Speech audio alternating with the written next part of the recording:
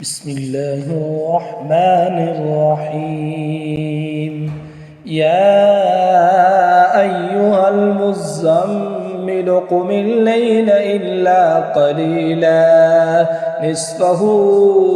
أو انقص منه قليلا أو زد عليه ورتل القرآن ترتيلا إنا سنلقي عليك قولا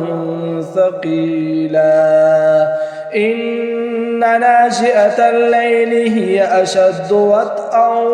وأقوم قيلا إن لك في النهار سبحا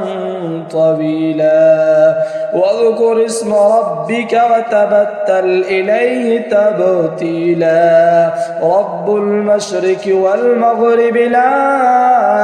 إله إلا هو فاتخذه وكيلا واصبر على ما يقولون واهجرهم هجرا جميلا وذرني والمكذبين أولي النعمة ومهلهم قليلا إن لدينا أنكالا وجحيما وطعاما ذا غصة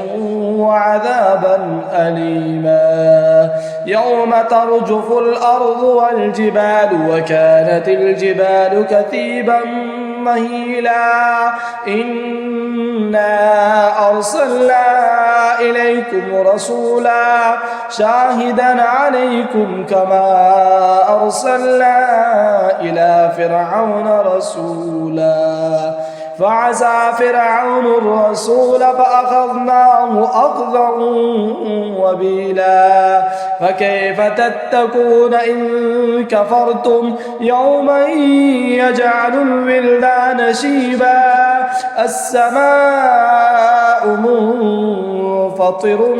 به كان وعده مفعولا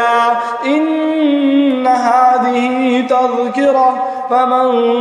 شاء اتخذ إلى ربه سبيلا إن ربك يعلم أنك تقوم أدنى من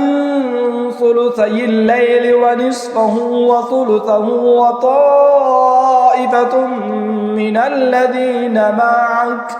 والله يقدر الليل والنهار علم أن لن تحصوه فتاب عليكم فاقرؤوا ما تيسر من القرآن علم أن سيكون منكم مرضى وآخرون يضربون في الأرض يبتغون من